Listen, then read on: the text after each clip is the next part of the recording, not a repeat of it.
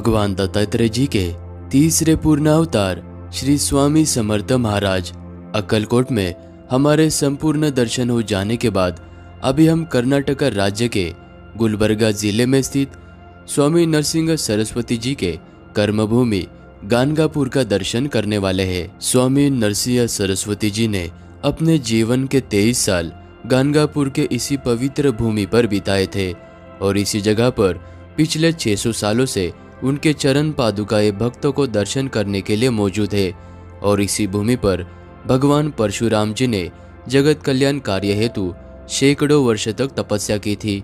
इसीलिए आज हमें यहाँ की मिट्टी भस्म की तरह दिखाई देती है। आज का हमारा सफर भगवान दत्तात्रेय जी के भक्तों की काशी कहे जाने वाले गानगापुर का होने वाला है।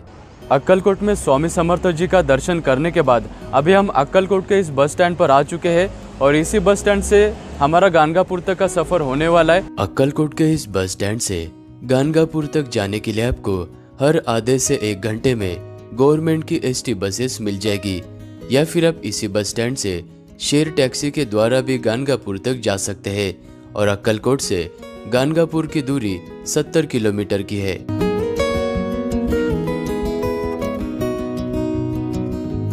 फाइनली 3 घंटे का सफर तय करते हुए हम कर्नाटक राज्य के इस गानगापुर बस स्टैंड पर पहुंच चुके हैं और यहीं पर हमने हल्का सा ब्रेकफास्ट कर लिया है। तो चलिए अभी दर्शन करने के लिए चलते हैं। 4 मंजिल के बने हुए इस खूबसूरत गोपुरम से होते हुए आपको मंदिर के अंदर प्रवेश करना होता है और मंदिर के अंदर आते ही इस ऐतिहासिक मंडपा के बीचों बीच में आपको ये निर्गुण मठ नजर आएगा। इसी जगह पर श्री नरसिंह सरस्वती स्वामी जी की चरण पादुकाएं मौजूद है।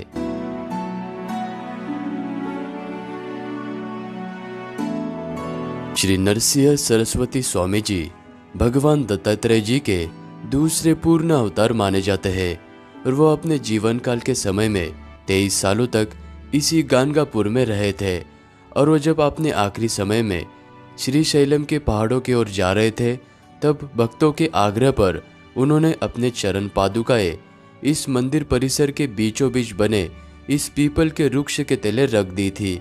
इस पीपल के वृक्ष को अश्वत्थ वृक्ष कहा जाता है। बाद में कुछ साल गुजर जाने के बाद भक्तों ने यहाँ पर इस निर्गुण मठ की स्थापना की और नरसिंह सरस्वती जी के चरण पादुकाएं इस मंदिर में पुनः स्थापना की।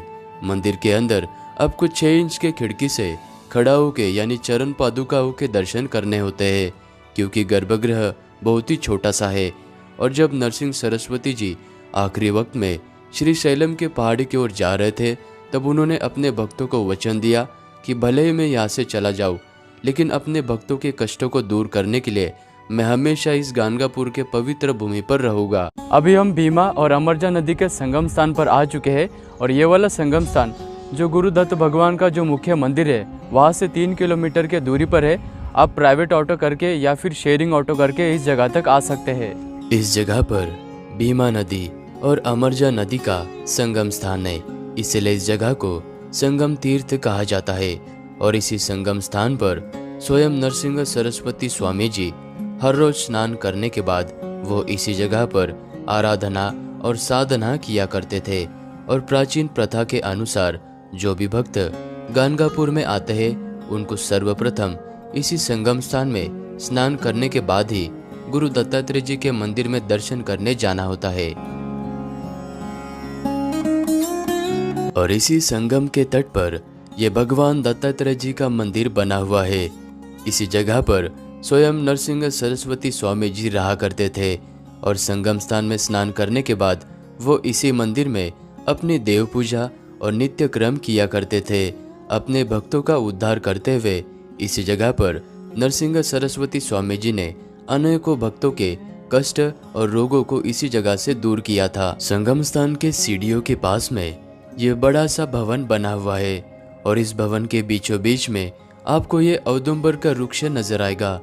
नरसिंह सरस्वती स्वामी जी ने एक कुष्ठ रोगी के कोढ़ को ठीक करने के लिए अपने कमंडलू से एक लकड़ी पर पानी छिड़क कर इस बड़े से वृक्ष का उत्पत्ति किया था। इस औदुंबर के वृक्ष के अंदर स्वयं भगवान दत्तात्रेय जी का वास है, तो इस जगह पर अब साल के 12 महीने गुरु चरित्र का पारायण कर सकते हैं। इस जगह पर भगवान दत्तात्रेय जी के छत्र छाया में सभी भक्तगण गुरु चरित्र का पारायण करते हैं। इस जगह पर नियम, तिथि, वार, मुहूर्त किसी भी चीज को आपकी जरूरत नहीं होती है। यहाँ पर आप साल के 12 महीने गुरु चरित्र का पारायण कर सकते हैं। अभी हम भस्म पहाड़ी नाम के जगह पर आ चुके हैं। यह जगह संगम स्थान से मात्र 5 मिनट के दूरी पर है। इस जगह पर भगवान परशुराम जी ने जगत कल्याण कार्य हेतु सैकड़ों वर्ष तक तपस्या की थी और यहाँ पर तपस्या करने के कारण तप के अग्नि से यहाँ की मिट्टी भस्म में परिवर्तित हो गई। भक्तगण यहाँ पर आकर इस मिट्टी को प्रसाद के रूप में अपने घर लेकर जाते हैं।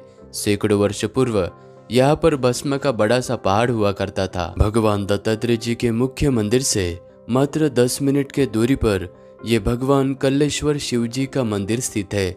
इस जगह पर भगवान शनिदेव, श्री पंचमुखी गजानन और नवग्रह मंदिर स्थित है। गाणगापुर के यात्रा पर जो भी भक्तगण आते हैं वो इस जगह पर जरूर आते हैं। यहाँ पर आप इस टांगा गाड़ी के द्वारा आ सकते हैं। दोपहर के 12:30 बजे मंदिर के अंदर आरती होती है और यहाँ पर आपको ये लोग नजर आएंगे। इनके पास आपको ये पत्ते मिल जाएंगे। ये आप 10 रुपए में ले सकते हैं। नरसिंह सरस्वती महाराज अपने जीवन काल के 23 सालों में इस जगह पर 5 घरों में से हर रोज भिक्षा मांगा करते थे। उसी 600 वर्ष पुरानी प्रथा को बरकरार रखते हुए यहाँ पर आज भी माधुगिरी का प्रसाद दिया जाता है, तो इसका लाभ आप ले सकते हैं। गाणगापुर में आने वाले भक्तों के लिए यहाँ पर रहने के लिए भक्त निवास बना हुआ है और इसी भक्त निवास के अंदर उनके लिए प्रसाद की भी सुविधा की जाती है। तो अगर आपको गाणगापुर में रहना है तो आप यहाँ पर रह सकते हैं। इस व्लॉग को यहीं पर एंड करते हैं। अगर आप सभी को मेरी वीडियो अच्छी लगी तो वीडियो को लाइक करना, चैनल को सब्सक्राइब करना। मिलते हैं आप सभी को नेक्स्ट व्लॉग में।